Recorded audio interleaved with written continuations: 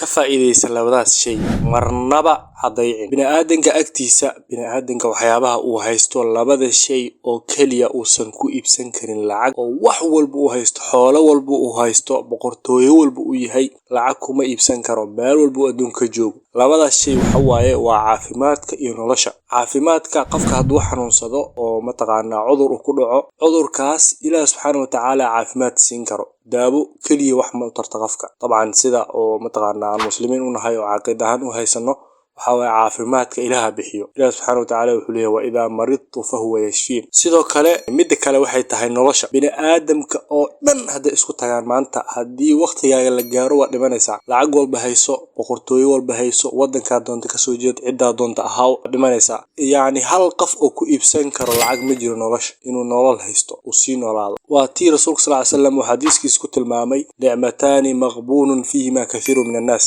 yaani laba nimco oo dadka ay ka qatan yihiin oo dadka yaani mataqaana ay ku siran yihiin ay ku kadsoon yihiin ajirto labadaas nicmo rasuulka sallallahu alayhi wasallam wuxuu ku tilmaamay as-sihhatu wal firaq yaani waa caafimaadka iyo firaaqa micnihiisu waxa way noloshaada hadii aad jaanis haysato weli waad nooshahay jaanis haysataa macnaha nolol haysataa noloshaada ha baabi'inin caafimaadkaaga ha baabi'inin ku dadaal sidii aad kor ugu qaadi lahayd caafimaadkaaga si nolol qurux badan aad u noolaato hadii aad halka ku cusub tahay fadlan follow na soo dheh sidoo kale profile-ka waxa saaran YouTube-keena fadlan asagana sidoo kale subscribe noo saar